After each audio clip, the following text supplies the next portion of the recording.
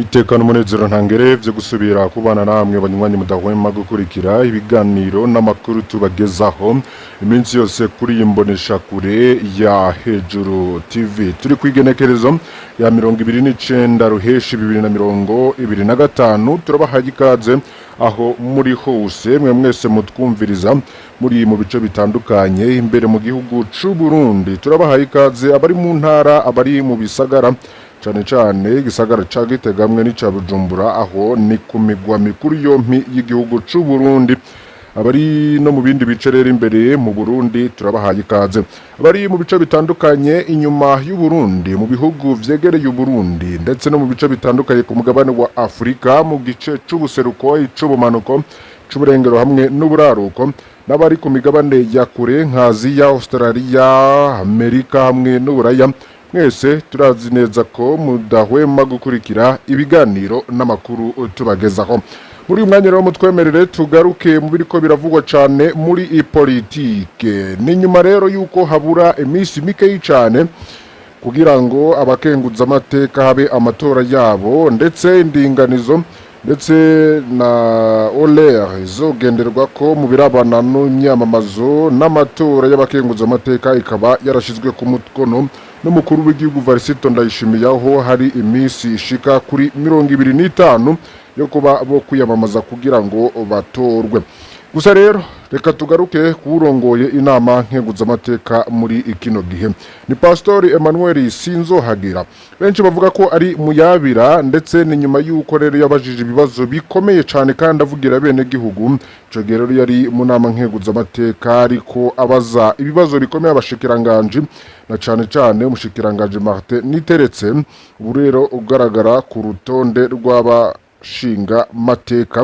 Turababwira ko rero himirije impinduka zikomeye cyane aho inama nshinga mateka yose izovaho agashirwa ko abandi bashinga mateka bashasha nk'uko mwabonye urutonde kuko bose bari muri CNDD FDD. Reka rero tugaruke rero ku biriko biravugwa kuri Emmanuel Sinzohagira, abantu benshi bavuga ko ari muyabira ndetse tunarabire hamwe ico bashingira ko babivuga.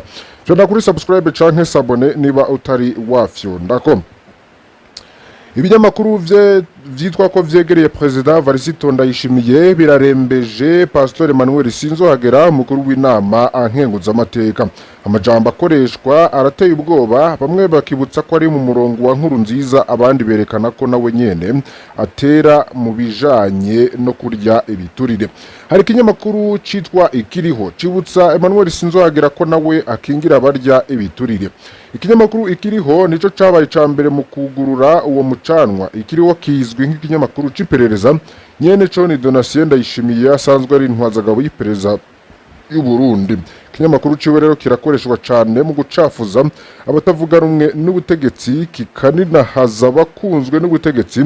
Mu mpera y'ubutegetsi bwa Nkurunziza, Donatien Ndayishimiye yarasharikanye na Willy Nyamitwe, bica bituma ataboneka neza mu butegetsi. Ikinyamakuru ciwe kiranugarwa, Donatien rero araca mu munyororo.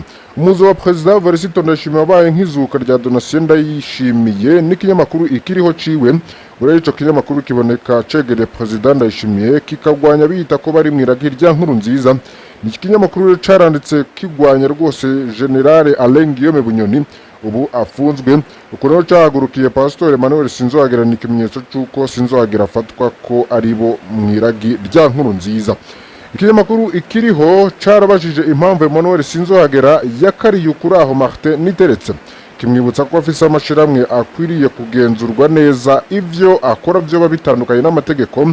Kikaba caragirije ko uwitwa Norbert Bikorimana yakuwe mu mabanga n'umunyamabanga wa CNDD FDD mu gisagara ca Bujumbura, aca ahabwa amabanga akomeye mu biro kwa Emmanuel Sinzohagira. Mu ncamake rero ikinyamakuru Ikiriho cerekana ko Emmanuel Sinzohagira atabereye gukosora abandi no gutunga agatoke abarya ibiturire kubera nawe atera. Hari urubuga rwitwa Ubutungane rusanzwe rwandika amakuru ashigikira President Varisito Ndayishimiye, rwanditse rutarya umunwa ko Emmanuel Sinzohagira yitiranije ibihe akibaza ko tukiri mu ntwaro ya Sogo. Urwo rubuga rero rwemeza ko ivyo Sinzohagira yavuze byari vyaraye vyizwe mu nama y'akarwi k'abantu batatu. Ruvuga ko mu matora yabaye Emmanuel Sinzohagera atazabaronkana amajwi ahubwo ko bazomutera amabuye. Twanabibabwiye ko hategekanijwe ayandi y'abakenguza amateka. Harundi ribuga rwihaye izina ry'imfure ya General Bunyoni rwitwa Joy Bunyoni, ariko narwo nyene rwandika amakuru yo gushigikira President Varisito Ndayishimiye. Urwo nirwo rwageze kure mu kwagiriza Emmanuel Sinzohagera Bunyonyezi. Urwo rubuga rero rukavuga ko Sinzohagera yinjije mu gihugu amakamyo 40 avuga ko ari ayo gufasha mu bikorwa vy'iterambere, ariko aca arayakotesha. Urwo rubuga rero rukaba rubaza nimba Emmanuel Sinzohagera ari amakori y'ayo makamyo muri OBR. Zino mbuga zose rero zibutsa ko Emmanuel Sinzohagera yarwanije umushikiranganje President Ndayishimiye afata nk'akarorero ku bw'izo mbuga rero Emmanuel Sinzohagera ariko agwanya President Ndayishimiye. Ngo si ibintu rero bimenyerewe ko abasendefd bubahuka gutuka icese umutegetsi wo hejuru akiri mu mabanga, iki naco ni ikimenyetso. Ayo makuru rero abandanya kwerekana kutumvikana kuri mu butegetsi bwa Ndayishimiye hagati y'abayoboke bandayishimiye n'abitwa ko bari mwiragi rya nkuru nziza. Impande zose zikaba zigaragaza no kunyegeza ko zishamiranye, ariko gutera amajambo gutya ntibisubira kunyegeza iryo nzane bafukafuka. Emmanuel Sinzohagera akabazwi nk'uwari abitsa amabanga akomeye ya President Nkurunziza, ni umwe muri bake bazi ivyo Nkurunziza yanyegeje amatungo. Afatwa kandi ko ashobora kuba mu bakoranye na General Bunyoni mu misi yeze, aho bo baragerageje kumvisha bamwe mu barongo y'amashengero y'abaporoti gushigikira umugambi wo gutembagaza President Ndayishimiye. Nyuma y'itufatwa rya Bunyoni n'amakonti ya Sinzohagera mu mabanki yaracunzwe rwose kubera abo kwa Ndayishimiye bari bakeka ko Sinzohagera nawe yaronse amafaranga avuye hanze yari gukoreshwa mu mugambi wa Bunyoni, ariko ntaco iperereza ryoba ryaratoye. Nimba umukuru w'inama nkenguza amateka ashobora gukorerwa nk'ibi vyose kubera ikibazo abajije gusa, mbega umunyagihugu we asanzwe aryogoye bigenda gute? Akazi k'inama nkenguza amateka na nshinga amateka nimba atarako nyene ko gukwirikirana neza ibikorwa vya leta koca kabakahe bakereye inzego z'ibisharizo. Abarundi rero barashimye ku bwinshi ibibazo vya Emmanuel Sinzohagera, kanatsinda yabajije ivy'abatari bake bahora bibaza, dore cyane ko yagarutse ku bibazo by'umutekano, ivyo kubura igitoro, ivyo kubura amahera mva makungu ndetse n'inzara yugarije abarundi. Birero akaba ari byo vyatumye Emmanuel Sinzohagera yatakwa n'ibimenyesha makuru bigiye bitandukanye. Hamwe bakavuga ko rero inama nkenguza amateka na nshinga amateka zigiye kujaho mu misi iza ngo zoba ari ibisharizo no kwerekana ko hari inzego mu gihugu cy'u Burundi kandi ataco bigiye guhindura. Bakibaza rero imvo abasendefd aribo bashizwe mu babanga yo kuba abashinga amateka gusa, kandi byaboneka ko abo muri CNL aribo bahora bavugira abene gihugu mu gihugu cy'u Burundi. Bikaba rero byarababaje abantu bavuga ko atanu mwizero baha inama nshinga amateka igiyeho. Reka rero dutegereze n'inama nkenguza amateka nayo ugiye kuza, hazovugwa byinshi cyane mu myiyamamazo y'amatora y'abakenguza amateka. Rero bizoshikirwa byose twabizobibashikiriza kuri iyi mbonesha kure ya Hejuru TV. Reka rero tubandanye n'ayandi makuru ariko aravugwa cyane mu bindi bimenyesha makuru. Hari ibyandikwa na SOS Media Burundi bavuga ko abadandaza mu masoko yagenzurwa na leta bategekwa kuri kori ry'ugukota inshuro zibiri. Inkuru rero ikaba yaranditswe n'ikinyamakuru SOS Burundi ivuga ko hari ishavu ari ryinshi mu masoko ya leta y'u Burundi. Abajejwe ubutunzi rero bakaba bategeka abadandaza kuriha irigira kabiri ikori ry'ugukotesha imyaka ya 2023 hamwe na 2024. Abatabikoze rero ngo bakwe ibibanza badandarizamwo, abo batozwa ayo mafaranga rero bakiyamiriza igikorwa cuzuyemwe akarenganyo, akabamwo no kugerageza kubarisha inshuro zibiri. Haribonekeza kandi imyidogo myinshi cyane mu masoko agenzurwa na leta y'u Burundi. Abadandaza rero bayakoreramwo bakaba bategekwa na OBR kuriha kandi ikori ryo gupanga byo mu myaka ya 2023 hamwe na 2024 bemeza ariko ko bari bararishe. Mu itangazo ryashizwe ahabona kuwa 2026 Rusama 2025, OBR yamenyesheje ko amakori yarishwe kuri konti ya banki yari yatangajwe n'ibisata vyayo ikaba iri muri Interbank Burundi ubu atazwi. Ico kigo rero kikaba gitegeka ko iryo kori rihwa biciye kuri konti ya Bankobu inoti. Ivyo ridakozwe rero ngo abadandaza bahakwa guhanwa no kugarirwa ibibanza no kwirukanwa mu isoko. Abadandaza barengewe bariyamiriza ico bita akarenganyo kagaragara. Uno busuma bwateguwe ni kumwe mu badandaza bo mu isoko ya Bubanza mu burengero bw'u Burundi yidoga ngo twararishe ikori ryacu kuri konti yatanzwe na OBR ubwayo, none raba basubiriye kudusaba kuriha kandi bitwaje ko iyo konti itakizwi.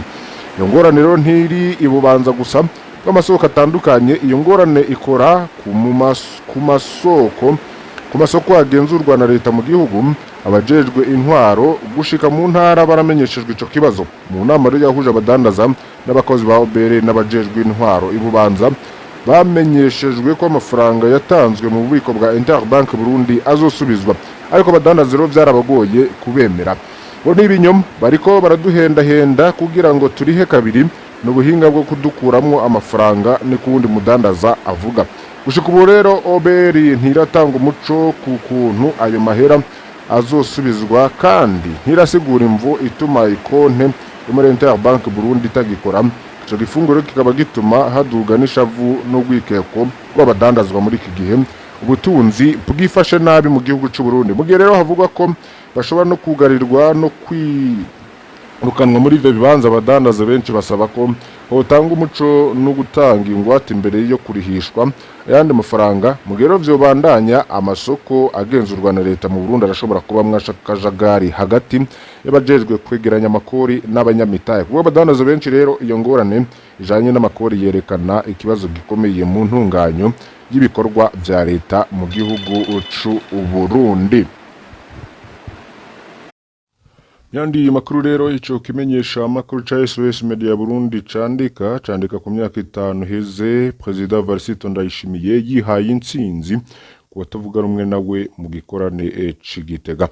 Nyuma rero y'imyaka 5 heze ashikiye ku butegetsi, umukuru w'igihugu Varisito Ndayishimiye yahimbaje isabukuru y'ikiringo ciwe Igitega abikoreye mu gikorane carimwo amajambo ya politike. Mu gihe yashimishwa n'ivyo yaciyemwo arihaya ko yatsinze abatavuga rumwe n'ubutegetsi, ariko mu bukene bwugarije abanyagihugu amajambo yo kwiyerekana ko yatsinze ntatuma abantu banyegeza umubabaro barimwo.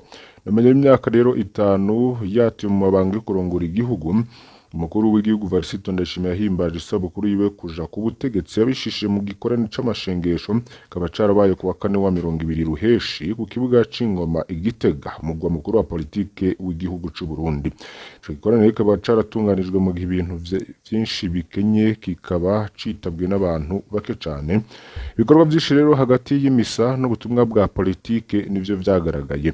Umunsi rero watangujwe n'imisa kuri Paroisse Katolika yitiriwe Umweranda François w'Assise yo mu Magarama, akaba yarasomwe na Musenyeri Bonaventure Nahimana, musenyeri mukuru w'Igitega. Yavuze ko ari igihe cyo gushima ku bw'iterambere ryashitswe ko mu gihugu, ariko hamagarira abantu kugira ubumwe, kubabariranira no kunywana. Igikorwa cyose rero c'abantu kirafise aho kigoyagoya, niko yavuze mu nyigisho ziwe, akaba asaba ko hotahurwa amakosa yakozwe mu butegetsi maze akizera ko ejo ari heza.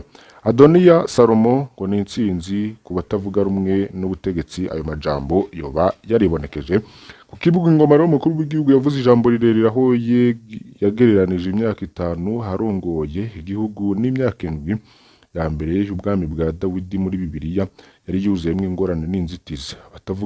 Atavugarira amazina agarutse ku bantu bamwe havuga ko bashatse kugwanya ubutegetsi kuva muri 2020. Hari uwigeze kuntazira Adoniya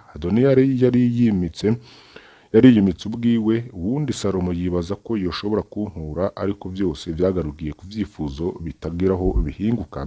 Niko yavuze, akaboneka ko yishimiye ko yatsinze abatavuga rumwe n'ubutegetsi. Yashimye kandi ko umugambwe CNDD-FDD urambiye ku butegetsi kuva muri 2005, akemeza ko abanyagihugu bose ari abahutu, abatutsi n'abatwa bongeye kubushigikira mu matora yo kuwa 5 ruheshi 2025. Ndayishimira akaba yaraniyamirije amacakubiri yatewe mu Barundi n'abakoroni. Hari agace rero kuri kujanye n'ingorane n'ubutunzi mu gihe igihugu rero gihanzwe n'ibibazo bikomeye by'ubutunzi umukuru w'igihugu ntiyigeze avuga na rimwe izo ngorane n'ubukene bw'ibitoro, ubukene bw'amafaranga y'agaciro, ubukene bw'isukari n'ibindi nk'ibinyobwa na kimwe rero yavuze mu ijambo ryiwe. Bitavye bari abategetsi benshi, abanyagihugu bo bari bake. Naho rero vyari ibikorwa vy'igihugu, abanyagihugu ntibitabiriye ku bwinshi. Ikibuga c'ingoma carimwo abantu bake, abenshi bari abategetsi n'abanywanyi ba CNDD-FDD. Kuba abanyagihugu rero bitavye ari bake vyerekana ko hari ikibazo mu banyagihugu.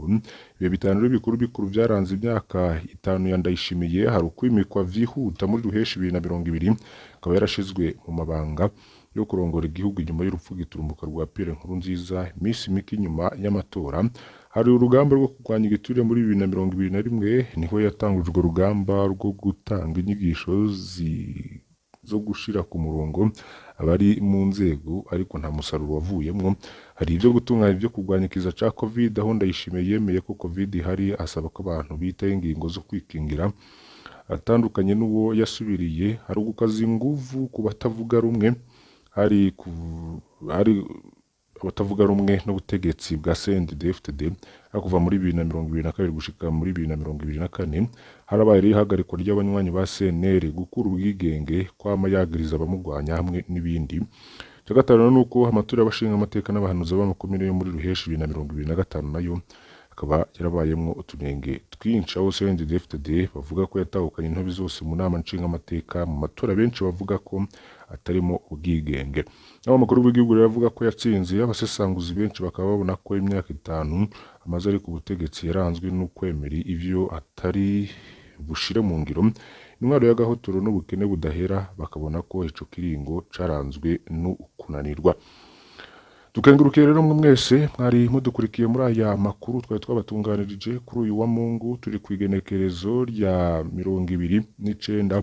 Basabe rero kugira ngo ntimucikwe n'ayandi makuru hamwe n'ibiganiro tugenda tubashikiriza kuri imbonesha kure ya Hejuru TV. Imana bahezagire ze gusubira mu yandi makuru araba agezwe. Gusa rero fyonda subscribe canke sabone niba utari wafyonda, ko wibuke no kubisengiza bagenzi bawe kugira badacikwa n'amakuru yose tubageza. Imana ibahezagire umunsi mwiza.